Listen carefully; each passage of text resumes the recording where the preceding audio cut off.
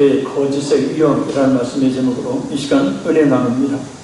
내비게이터 선교회의 미로이 아임스가 쓴 믿음의 선한 싸움이라는 책에 이런 내용이 나옵니다. 잘 들어보시기 바랍니다. 아무 정보도 가지고 있지 않은 것이 거짓 정보를 가지고 있는 것보다 낫습니다. 여행자들에게 잘못된 정보를 주게 되면 엉뚱한 방향으로 가는 엉뚱한 기차를 타게 되어 심각한 결과를 가져오게 됩니다.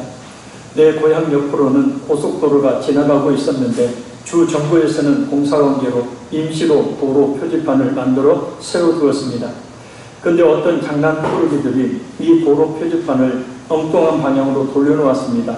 그래서 많은 차들이 엉뚱한 곳으로 가게 되었습니다. 우리 중 아무도 이런 위험으로부터 면제된 사람은 없습니다. 마귀는 이 세상의 수많은 인생을 텔레비전, 라디오, 카세트테이프, 강단 등을 통하여 자기의 주장을 전파합니다. 보슨 트로트맨은 이런 질문을 했습니다.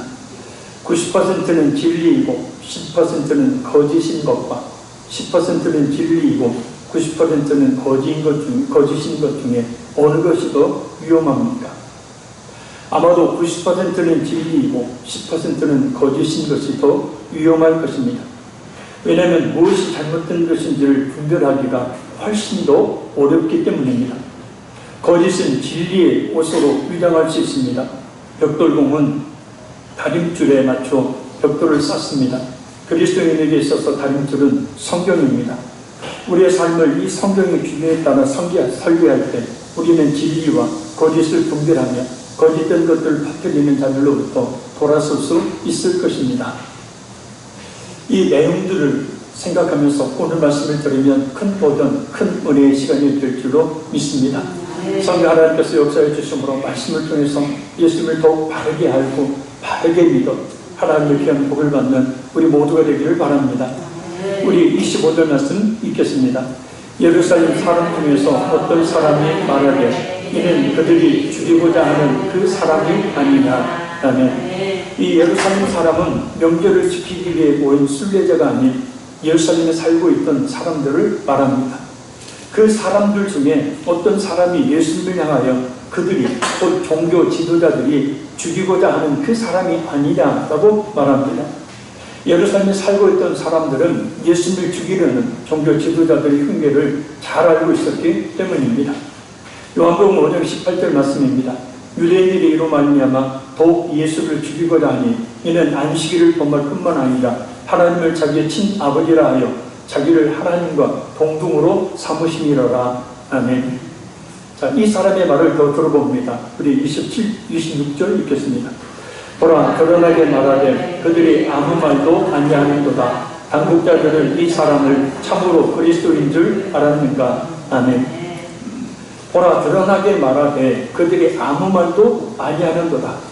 이 말은 예수님을 죽이려고 혐의를 찾고 있던 당국자들이 예수님께서 공개적으로 자신들의 신앙을 꾸짖는 말씀을 하셨음에도 불구하고 경고조차도 하지 않는 것에 대해서 예루살렘에 살고 있던 사람들이 의구심을 가지고 있었음을 말합니다.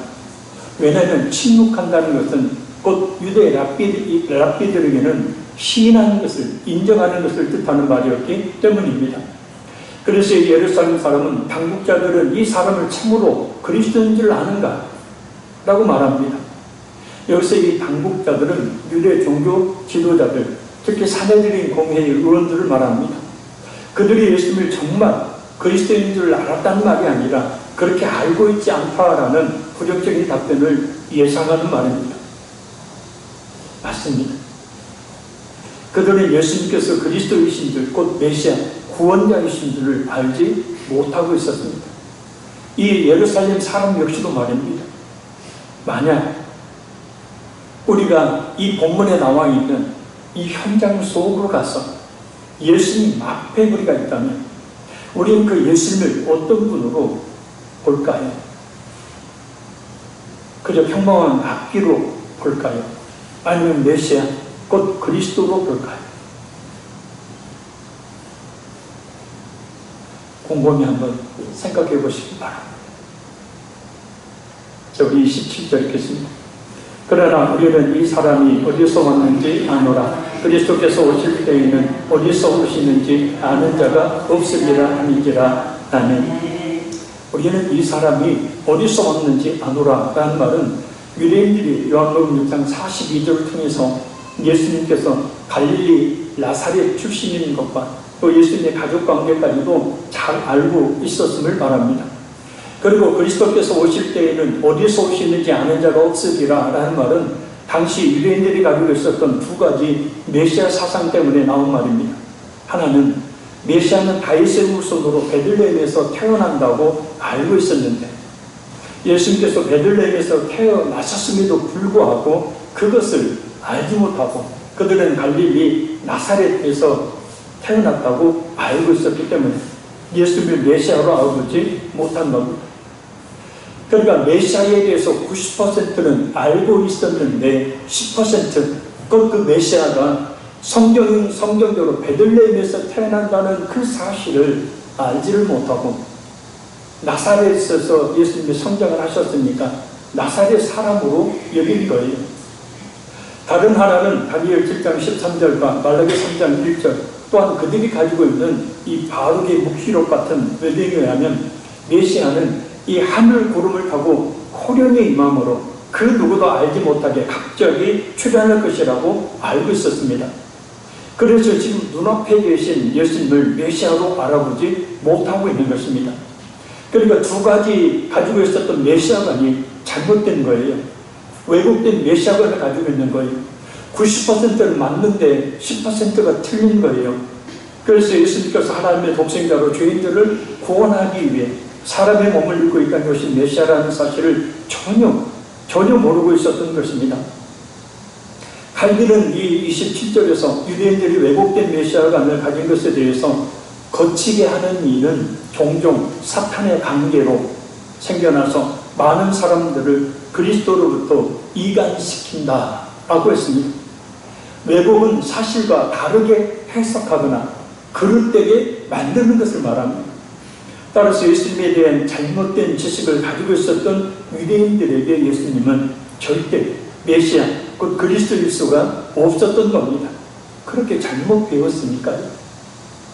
그런데 중요한 것은 이러한 그들이 가지고 있었던 왜곡된 메시아관이 칼빈의 말처럼 악한 사탄의 관계라는 거예요. 교회에 나오게 만들어요. 90% 진리를 듣도록 만듭니다. 근데 10% 거짓 것을 쫓게 만들어요. 10% 부족한 믿음을 갖게 만들어요. 우리의 믿음은 100% 완전해야 구원에 이르게 되어지는데 가까이 가게 만들어 놓고 사실은 들어가지 못하게 만들어 놓는 이 악한 마귀의 관계가 있다는 겁니다. 그리고 끊임없이 악한 마귀라는 놈은 그리스도와 갈라놓으려는 이간책을 쓴다는 거예요. 그래서 예수님에 대한 말씀을 전하지 못하게 만들고 예수님에 대한 말씀을 듣지 못하게 만들어버립니다. 그러면 그 관계가 끊어지기 때문이라는 거예요. 그저 다른 설교를 듣고 우리가 지난 시간에 살펴보았듯이 가려운 귀를 긁어주는 설교를 듣기를 좋아하게 만들어버려요. 분명히 성경을 이야기하고 분명히 성경에 있는 내용을 설교하지만 그러나 예수님이 빠져있는 90%는 진리를 쫓고 있지만 10%는 진리를 쫓지 못하므로 100% 완전한 믿음을 갖지 못하도록 사탄이 그렇게 이간책을 쓴다는 거예요. 따라서 우리는 예수님에 대해 성경 말씀을 통해서 바르게 알고 바르게 믿어야 합니다. 예수님에 대해서 90%는 잘 알고 10%는 잘못 아는 것은 정말 매우 위험한 일이기 때문입니다. 자, 우리 28절에서 29절 보겠습니다. 예수께서 성전에 가르치시며 외쳐 이르시되 너희가 나를 알고 내가 어디서 온 것도 알거니와 내가 스스로 온 것이 아니니라. 나를 보내신 이는 참되시니 너희는 그를 알지 못하나 나는 아노니 이는 내가 너희에게서 났고 그가 나를 보내셨음이라 하시니 아멘. 무리들이 웅성거리며 매우 소란한 상황이라 예수님께서 큰 소리로 말씀하십니다. 먼저 하신 말씀은 무리들이 예수님이 어디 출신인지를 알고 있다는 말씀입니다. 그리고 예수님은 스스로 온 것이 아니다 라고 말씀합니다. 또한 나를 보내신 이는 참되시니 너희는 그를 알지 못하나 곧 예수님을 보내신 분은 참되시다. 참되신 분은 하나님밖에 없죠. 그래서 하나님이시라고 말씀합니다. 그리고 예수님은 무리들이 하나님을 알지 못한다고 말씀합니다. 반면에 예수님은 하나님에 대해 잘 알고 계심을 말합니다. 내가 그에게서 낳고 라는 말씀은 예수님의 신적 기원에 대한 뜻이고, 또한 그가 나를 보내셨습니다 라는 말씀은 예수님께서 신적 사명을 받아 이 땅에 오셨음을 의미합니다. 자, 똑같은 인간의 모습을 가지고 계셨습니다. 그런데 출신이 근본적으로 완전히 다름에도 불구하고 사람들은 예수님을 겉모습만 보고 판단하는 겁니다. 너도 사람, 우리도 사람. 눈에 보이는 것이 전부가 아님에도 불구하고 말입니다. 우리 예수 믿는 성도들은 영적인 사람들이에요. 영적이다라는 것은, 영적인 것은 눈에 보이지 않는 것이에요. 그래서 우리는 눈에 보이지 않는 것들을 보고 믿는 믿음으로 살아야 한다는 거예요. 예수님은 참 하나님이십니다. 예수님은 우리의 유일한 구원자 되십니다. 예수님은 우리를 구원해 주시기 위해 이 땅에 오신 살아계신 하나님이십니다. 우리는 이 사실을 흔들림이 없이 믿어야 합니다. 아멘. 우리 30절 읽겠습니다. 그들이 예수를 잡고자 하나 손을 대는 자가 없으니 이는 그의 때가 아직 이르지 아니하였음이로라. 아멘. 여기서 그들은 유대 종교 지도자들 말합니다. 그들이 예수님을 체포하고자 했지만 체포하지 못합니다. 표면적인 이유는 아직 예수님에 대한 체포령이 내려지지 않았기 때문입니다. 그러나 근본적인 영적인 이유는, 중요한 것은 그의 때가 아직 이르지 아니하였음이로라. 곧 모든 역사를 주관하시는 하나님의 섭리에 의해서 아직 예수님이 체포되셔야 될 때가 되지 않았기 때문이라는 거예요. 유대인들은 자신들이 모든 것을 결정하고 행동하는 것으로 여기지만 그 모든 일과 인류의 역사는 하나님의 뜻에 따라 이루어지게 된다는 거예요. 할렐루야. 우리 역시도 마찬가지입니다. 지금도 온 우주 만물을 주관하고 계시는 하나님의 그 은혜 아래서 우리의 삶, 우리의 인생 역시도 하나님의 그 섭리 가운데, 하나님의 그 뜻 가운데 우리가 살아가게 된다는 것을 잊지 말아야 합니다. 따라서 우리는 그것을 깨달아 알 수 있는 지혜가 있어야 합니다. 바로 이 시간도 오늘 말씀을 잘 듣는 겁니다. 그리고 무엇보다 중요한 것은 예수님에 대한 10%의 그 불신과 대항하여 싸워야 합니다. 이단들로 보면 성경을 90% 바르게 가르치는 경우가 많아요. 근데 결정적인 10%가 잘못돼요. 그래서 이단이에요. 그래서 잘못된 사상으로 말미암아서 결국은 온전한 믿음이 아니기 때문에 영혼의 멸망을 당하게 된다는 거예요. 싸워야 합니다. 우리는 90%의 진리와 10%의 거짓이 있을 때 그 10%의 거짓과 싸워서 우리의 믿음을 100%가 되도록 만들어야 된다는 거예요. 얼마든지 악한 마귀라는 놈은 우리에게 예수님에 대한 잘못된 10%의 생각을 주므로 예수님을 진실하게 믿지 못하도록 만들어버리기 때문입니다. 교회도 나오게 만들고 예수님을 믿는다고 하게 만들고 성경도 읽게 만들고 은혜의 체험도 하게 만들어. 그러나 천국에는 들어가지 못하게 10%의 거짓 진리를 따르게 만듭니다. 이것을 주의해야 합니다. 이것을 분별해야 합니다. 그래서 우리는 날마다 말씀을 통하여 우리의 믿음이 100% 구원받기에 합당한 순전한 믿음이 되도록 해야 한다는 겁니다. 우리 31절 읽겠습니다.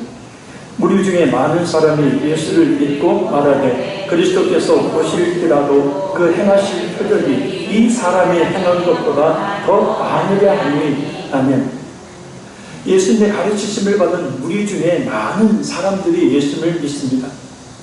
그러면서 그리스도가 오실지라도 예수님이 행하시는 많은 표적은 행하지 못할 것이라고 말합니다.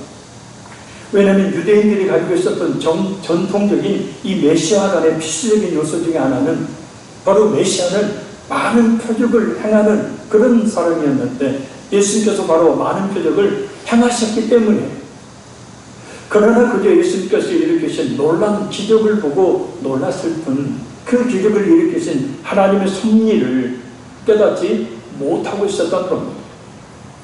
표면적으로 나타나는 기적만을 보는 것은 그 기적을 일으키시는 하나님에 대한 믿음, 그리고 하나님께서 그 기적을 일으키시는 그 이유와 목적을 깨닫지 못하고 있는 것입니다.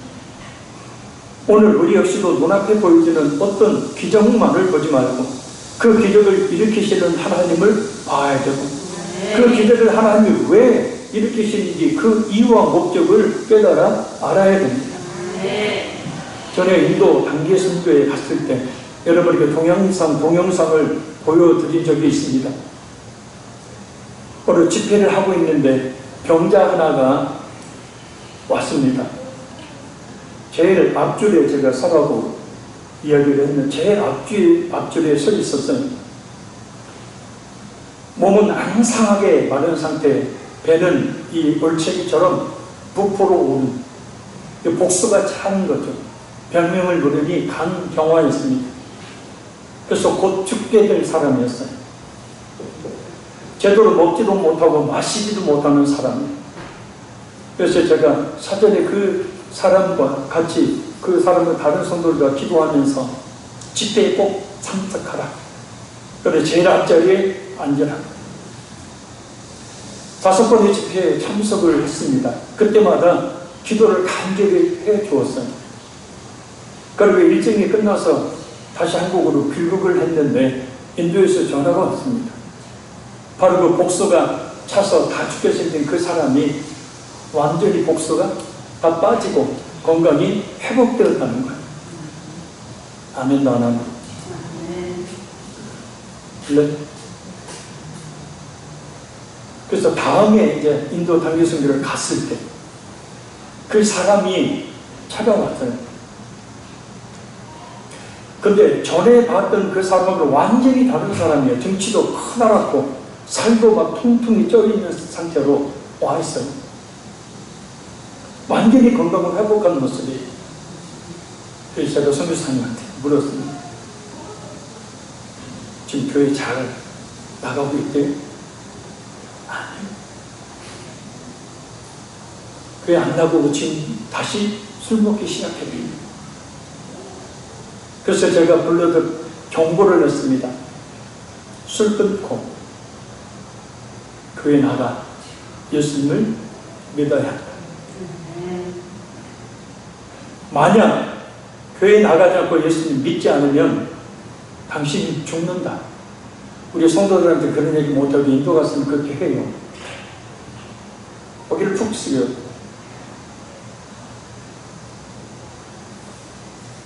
그리고 집회 끝나고 다시 한국으로 돌아와서 전화가 왔어. 그 사람이 죽었다. 왜 하나님께서 자신을 살려주셨는지 그 이유와 목적을 모르는 거예요. 그는 건강을 회복했으니 다시 세상의 즐거움을 쫓아서, 인도는 공식적으로 술이 금지된 나라인데 그 불법적인 그 술을 사서 개술해서 마시는 거예요. 교회는 나오지도 않고 말이에요. 그리고 그 생명이 끝나버렸어요. 젊은 나이인데. 왜 그렇게 하나님이 고쳐주셨는지 그 이유와 목적을 알았다면 술 아예 입에 되지도 않고 교회에 열심히 출석했을 겁니다. 그래서 건강한 모습으로 지금도 아마 살아있을 겁니다.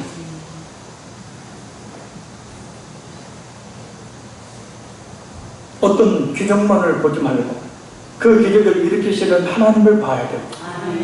우리의 삶 가운데서도 하나님의 은혜가 있을 때, 하나님의 응답이 있을 때, 하나님이 우리의 병을 고쳐주실 때, 하나님이 우리의 문제를 해결해 주실 때 왜 그렇게 하셨는지 그 이유와 목적을 분명히 알아야 된다.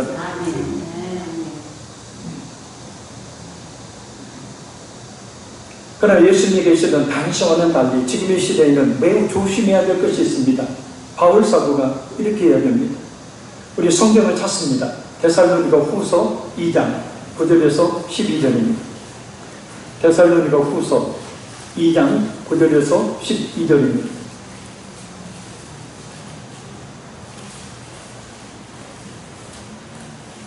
데살로니가 어디 있다?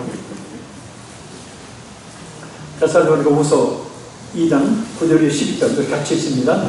악한 자의 나타남은 사탄의 활동을 따라 모든 능력과 표적과 거짓 기적과 불의의 모든 속임으로 멸망을 저지르게 있으리니 이는 그들이 진리의 사랑을 받지 아니하여 구원을 받지 못하니라.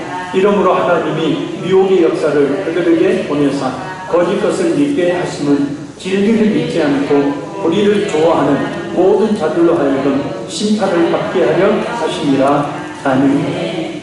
거기에 성경 좀 펴주시기 바랍니다. 악한 자는 사탄의 활동을 따라 나타납니다. 이 악한 자의 배후에는 사탄이 있어요. 교만에서 하나님을 대적하여 하나님을 숨기는 일을 저버린 그 사탄 말입니다. 배후에 사탄이 역사하고 있는 악한 자는 그래서 거짓 능력, 거짓 표적, 거짓 기사를 통해서 예수님이 아닌 자신을 따르게 만들고 결국은 자신의 주인인 사탄을 경계하도록 만듭니다. 또한 불의의 모든 속임으로 사람들을 속입니다. 악한 사탄이 배후에서 역사함으로 사람들로 하여금 하나님의 말씀에 어긋난 거짓 것을 참된 것으로 받아들이게 만든다는 거예요. 그런 그 불의의 모든 속임이 어떤 사람들이 있습니까? 하나님께서 버리신 멸망받은 사람에게 있다고 그랬어요. 왜냐하면 그들이 진리를 믿지 않고 불의를 좋아하기 때문입니다. 하나님의 섭리 가운데서 보면 하나님께서 그들을 택하시 않으셨기 때문입니다. 그들이 거짓 진리를 참된 진리처럼 믿는 것이지만 직접적인 이유는 그들이 진리를 믿지 않고 불의를 좋아하기 때문이다. 그래서 그들이 이단이나 잘못된 거짓 진리에 빠지게 되는데 이유는 뭐냐면 교회 안에서 선포되는 참된 진리를 믿지 않았기 때문이다. 참된 진리보다 오히려 10%의 거짓 진리를 쫓아갔던 사람들이라는 겁니다. 지금도 신유연사를 행하고 있는 사람들이 있습니다. 미국에서 신유연사를 많이 행했죠. 지금은 이제 많이 수그러들었지만 그때 과연 진짜 신유연사가 일어나는가? 진짜 병고침을 받는가? 사람들이 병고침 받았다고 막 찬송하고 감사하고 막 뛰어다니고 하는데 진짜 병고침을 받았는가? 그래서 신유연사를 쫓아다니는 의사들의 모임이라는 단체가 구성돼서 의사들이 병이 고침받았다는 그 사람들을 실제적으로 쫓아서 그 결과를 조사한 결과 치유 확률은 0.4%밖에 되지 않았다고 합니다. 그러니까 그 치유라는 것이 거짓말이었다는 거예요. 일시적으로 우리의 뇌에 있는 호르몬이 흥분을 시키게 되어지면 제대로 걷지 못하는 사람들도 일시적으로 걸음을 걷게 됩니다. 그런 현상들이 일어나게 된 거예요. 너 고침받았다. 그런데 그들의 조사에 의하면 0.4%밖에 되지 않는다. 거의 고침받는 적이 없다라는 거예요. 물론 약으로 또 때로는 믿음의 기도를 통하여 병을 고침받는 사실입니다. 그러나 그런 집회에서 병고침 받는 것은 대부분 거짓 표적, 거짓 기사, 거짓 능력함이라는 거예요. 따라서 바른 진리의 말씀을 듣는다는 것, 그래서 바른 믿음을 갖는다는 것, 진리의 말씀을 선포하는 교회에 다닌다는 것, 이단에 빠지지 않는다는 것이 얼마나 우리에게 하나님의 큰 은혜인지 몰라요. 하나님께서 교회와 교회에서 선포되는 말씀으로 우리를 지켜 보호하시기 때문입니다. 자, 다시 오늘 본문으로 돌아가 봅니다. 아주 중요한 것이 있어요. 많은 무리들이 예수님을 믿었다라고 말씀합니다. 그런데 이들의 믿음이 예수님께서 행하신 표적을 보고 믿는 불완전한 믿음이었다는 거예요. 믿는다는 이 말은 이 헬라어 문법을 보면 제2부정 과거 시제라는 것입니다. 꼭 그들의 믿음이 이제 싹트기 시작했다라는 뜻이에요. 칼빈 역시 이렇게 말합니다. 그러나 그들이 주님의 말씀을 들을 준비가 되어 있었고 그에게서 가르침을 받을 각오가 되어 있었기 때문에 이러한 믿음을 위한 준비를 믿음이라고 불렀던 것이다. 그러니까 믿음을 준비하는 믿음, 이제 싹트기 시작한 믿음을 말합니다. 세례 요한도 예수를 믿기 전에 예수를 믿도록 회개의 세례를 베풀었죠. 그런데 세례 요한의 세례로는 구원을 받는 것이 아니라 예수님의 성령 세례로 말미암아 구원을 받는 것이죠. 믿음을 준비하는 믿음, 이제 싹트기 시작한 믿음, 비록 아직은 확신하고 있는 그런 믿음이 아닐지라도 이런 믿음이 싹트기 시작한 믿음을 말합니다. 그것은 꼭 괄목할 만한 일이죠. 하나님께서도 이 시간에도 우리에게 있어서 가장 중요한 예수님에 대한 믿음을 이 말씀을 통해 주고 계신 줄로 믿습니다. 어떤 성도에는 이미 성숙한 믿음을 주셨지만 어떤 성도에게는 믿음의 씨를 심어주고 계십니다. 어떤 성도에게는 온전한 믿음을 위한 새싹과 같은 믿음을 주십니다. 그러니 우리가 말씀을 듣는 그 시간에 믿음의 씨를 뿌리고 믿음을 위한 믿음을 준비시키는 그런 시간이니 또 우리의 믿음을 더욱더 성숙하게 만드는 시간이니 우리가 하나님의 말씀을 잘 들음으로 구원 얻을 참된 믿음을 얻어야 될 줄로 믿습니다. 우리 32절 읽겠습니다. 예수에 대하여 우리가 수군거리는 것이 바리새인들에게 들린지라 그의 제사장들과 바리새인들이 그를 잡으려고 바리사람들을 보내니. 아멘. 예수님에 대해서 많은 사람들이 수군거리다, 그 말이 바리새인들에게 들어갑니다. 여기서 수군거리다 라는 말은 오늘을 보면 이 꿀벌이 붕붕거리는 소리와 같이 소리가 더욱 커지고 있다는 뜻이에요. 그러니까 꿀벌이 날아갈 때 막 그 소리가 나는데 많은 꿀벌이 날아가게 되면 그 소리가 점점 커지게 되는 것을 이해합니다. 그러니까 무리들이 예수님에 대해서 더욱더 많은 이야기를 하기 시작하자 예수님에 대해 악한 감정을 가지고 있었던 바리새인들, 자신들의 기득권을 빼앗기는 것으로 여겼던, 자신들의 인기를 빼앗기는 것으로 여겼던 이 바리새인들은 자신들의 힘만으로는 예수님을 어떻게 할 수 없다고 여겨서 바로 대제사장들과 함께 예수님을 대적하는 일에 힘을 모읍니다. 꼭 마귀라는 놈은 혼자 하게 하지 않습니다. 무리를 지하게 합니다. 그래서 그렇게 함으로 말미암아 많은 사람들이 죄악에 빠지게 만들게 하고, 그래서 무리를 지어서 하나님을 대적하고 교회를 대적하고 성도를 대적하게 만들어요. 잊지 말아야 합니다. 그래서 그들은 예수님을 잡으려고 아랫사람들인 성전 이 경비병들을 보내게 됩니다. 여기 33절, 34절 읽겠습니다. 예수께서 이르시되 내가 너희와 함께 조금 더 있다가 나를 보내신 이에게로 돌아가겠노라. 너희가 나를 찾아고 만나지 못할 터이요 나 있는 곳에 우리도 못하리라 하시니. 아멘. 예수님은 대제사장들과 이 바리새인들이 자신을 체포하려 하자 너희와 함께 조금 더 있다가 하나님께로 돌아가겠노라 라고 말씀합니다. 조금 더 있다가 라는 말씀은 이때가 예수님께서 공생애를 6개월 남겨놓고 있는 시점이기 때문입니다. 이제 십자가에 못 박혀 죽으실 때가 6개월 정도 남아있을 때예요. 곧 예수님이 자신의 마지막 때가 가까웠음을 알고 계신 거예요. 왜요? 예수님은 전지하신 하나님이시기 때문입니다. 그래서 너희가 나를 찾아도 만나지 못할 거요 나 있는 곳에 오지도 못하리라 라는 말씀은 예수님께서 십자가에 못 박혀 죽으시고 3일 만에 부활하셔서 승천하셔서 하나님의 나라로 가게 될 것이니 예수님을 찾아도 만나지 못할 것이라는 뜻이에요. 오히려 예수님을 십자가에 못 박아 죽인 죄로 인하여 그들이 예수님께서 가신 그 천국에 들어가지 못하리라는 말씀입니다. 이 예수님의 말씀은 하나님의 은혜를 저버리고 예수님을 대적하는 자들이 받을 최고의 심판이 어떤 것인지를 경고하시는 말씀입니다. 우리는 지금 예수님에 대해 듣는 이때에 예수님을 진심으로 영접해야 합니다. 우리가 예수님에 대해 들을 수 있는 시간은 금방 지나가 버립니다. 문이 닫힌 후에는 아무리 들어가고 싶어도 들어갈 수가 없기 때문입니다.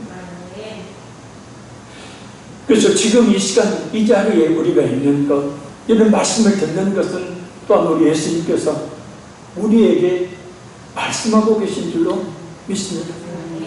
그래서 예수님께서는 나 있는 곳에 오지도 못하리라 라는 말씀을 미래 시제를 쓰는 것이 아니라 현재 시제를 써요. 이 헬라어 문법에서 현재 시제는 계속의 의미를 가지고 있어요. 그러니까 지금 우리가 예수님에 대한 이 말씀을 지금 우리가 듣고 있는데, 또 예수님의 이 말씀을 우리가 듣고 있는데, 그것은 계속되어서 오늘 이 자리에서도 예수님이 우리에게 이 성경 본문을 통해서 우리에게 말씀하고 계신다는 것. 따라서 우리는 오늘 말씀을 예수님의 음성으로 듣고 믿을 수 있는 그 기회를 놓치지 말아야 합니다. 예수님의 마음에 진실하게 영접해야 합니다. 성령 하나님께서 우리에게 그 믿음을 주시기를 바랍니다. 그래서 나 있는 곳에 오지 못하리라, 오지도 못하리라 라는 말씀의 대상이 아니라 지금 예수님께서 계신 하나님의 나라에 가서 그 예수님을 만날 수 있게 되기를 바랍니다. 그래 35절 읽겠습니다. 이에 유대인들이 서로 묻되 이 사람이 어디로 가기에 우리가 그를 만나지 못하리요? 헬라인 중에 흩어져 사는 자들에게로 가서 헬라인을 가르칠 터이다.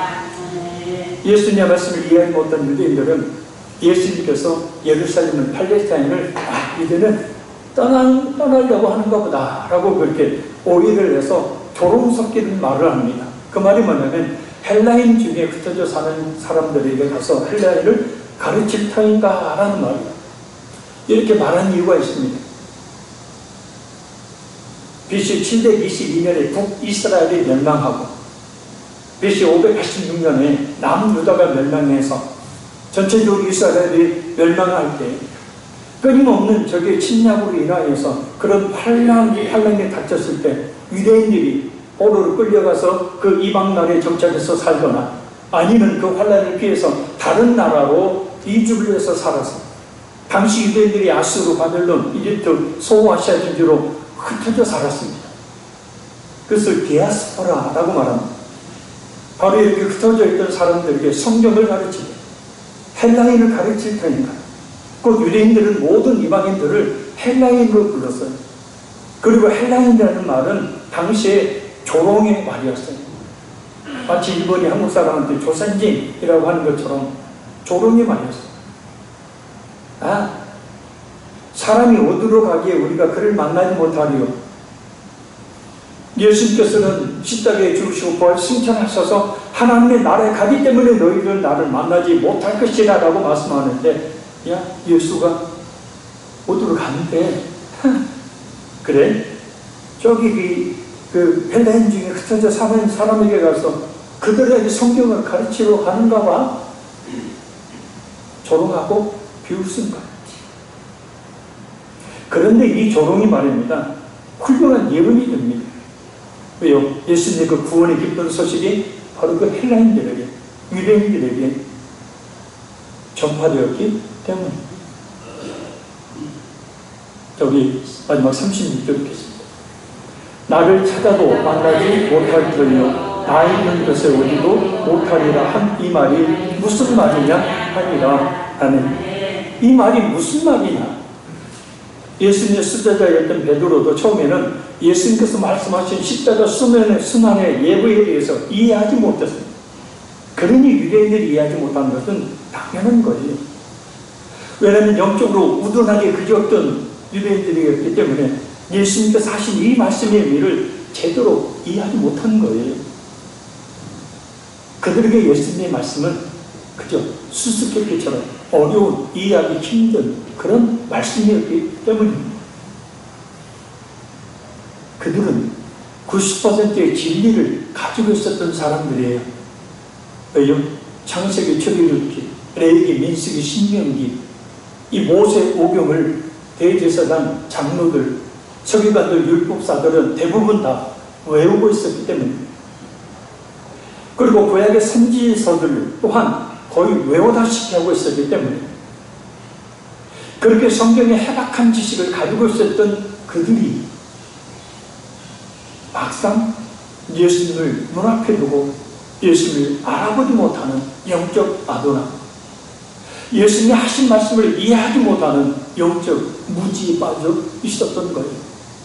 그 10%가, 잘못된 신앙의 10%가 그들을 망치고 있는 거예요.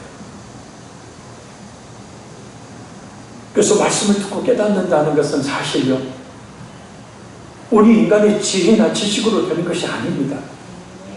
성경 말씀 자체가 성령에 의해서 기록된 책인지라 성령 하나님께서 깨닫게 해주시지 않으면 알 수가 없는 거예요. 오늘 본문의 유대인들이 예수님을 알 수 없었고 말씀을 이해할 수 없었던 이유입니다.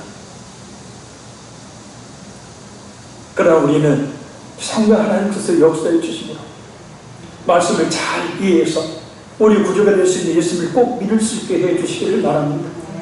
더욱더 성숙한 믿음을 갖게 해 주시기를 바랍니다. 문 앞에까지는 왔는데, 90% 왔는데, 문 열고 들어가면 되는데 그 문이 닫혀 있거나 그 문을 열지 못한다. 이처럼 원통한 일이 어디 있겠습니까? 우리의 믿음 90%의 믿음이 아니라 100%의 믿음이 되어야 합니다. 우리의 생각이란, 또 잘못된 신앙에 대한 잘못된 지식이란 그와 같은 10%의 거짓 진리가 우리의 신앙을 박지 않도록 해야 합니다. 예수님을 똑바로 보는 데 있어서 그와 같은 것들이 막아서지 않도록 치열하게 싸워야 합니다. 말씀 맺습니다.